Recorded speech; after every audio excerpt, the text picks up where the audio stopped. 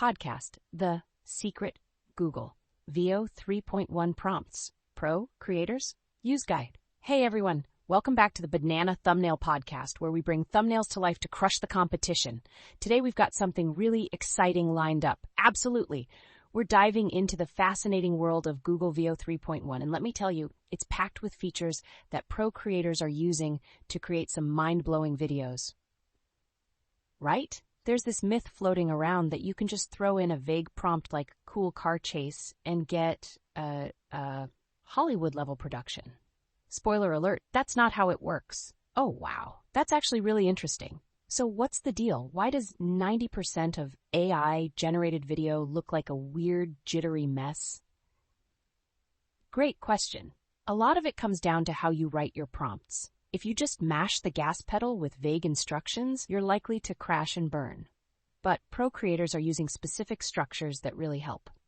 So it's kind of like having a recipe for a dish, right? You can't just throw everything into a bowl and hope for the best.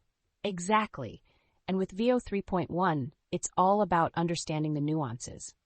First off, let's talk about what makes Veo 3.1 different from other AI video generators. Yeah, what sets it apart? The market for AI video generators is exploding, projected to grow from about 10 billion in 2025 to around 32 billion by 2031. But what's really exciting is the quality. Veo 3.1 is production ready, which is a huge leap from those early versions that were mainly just fun demos. Jordan, got it. So it's more reliable for actual projects? Exactly. In fact, as of December 2025, Veo 3.1 ranked number 1 for text-to-video preference. When people compared it side by side with other tools, they consistently chose Veo. That's impressive. And I heard it has this physics upgrade that makes a big difference. Yes. It's rated 4 times better in simulating realistic physics for things like liquids and hair. So if you're trying to create a video that doesn't look cartoonish, that's a game changer.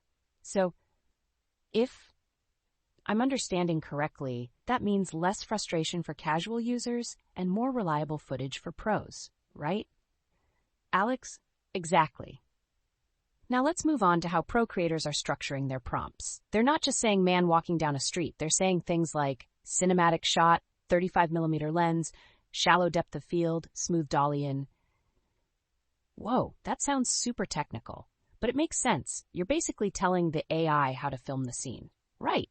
Pros know the terminology. For instance, if you say handheld, it adds a little shake for realism, but if you want a smooth glide, you say gimbal smooth. That's why their videos look so much better. And what about lighting? I hear that's crucial too. Absolutely. If you leave the lighting vague, it defaults to flat and boring. Adding descriptors like volumetric lighting or rim light can really elevate the look. It sounds like the structure is really important. Is there a specific format that works best? Yes. A common format is lighting mood plus subject, action plus environment details. For example, low-angle tracking shot plus, golden hour backlighting plus, a vintage car speeding plus, on a dusty desert highway. That's a solid formula. It is. And another fascinating feature of Veo 3.1 is its use of reference images. You can upload a photo and say, use this person or drive this car through a city, and it maintains consistency much better than using text alone. Oh, wow! That sounds like a great way to get better results. Exactly.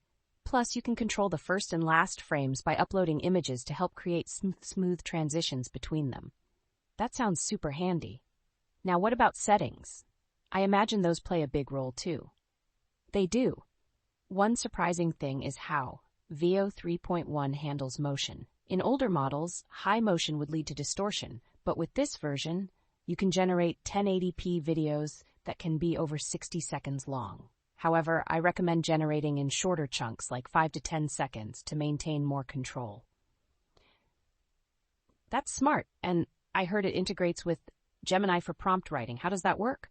Yes, you can use Gemini to help craft better prompts. Just go in and say, hey, write me a Veo 3.1 prompt for a sci-fi city establishing shot, and it usually delivers something impressive.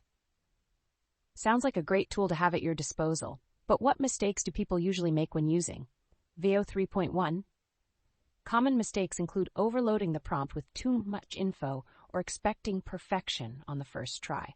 You really have to iterate and tweak your prompts, much like how pros do.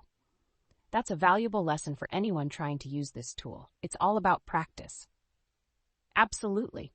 Once you get the hang of the structure, it opens up so many creative doors.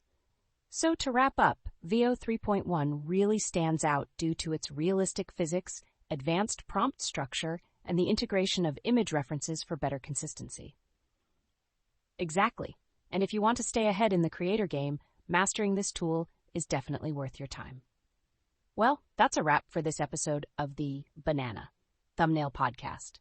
Thanks for listening, and we'll catch you in the next one.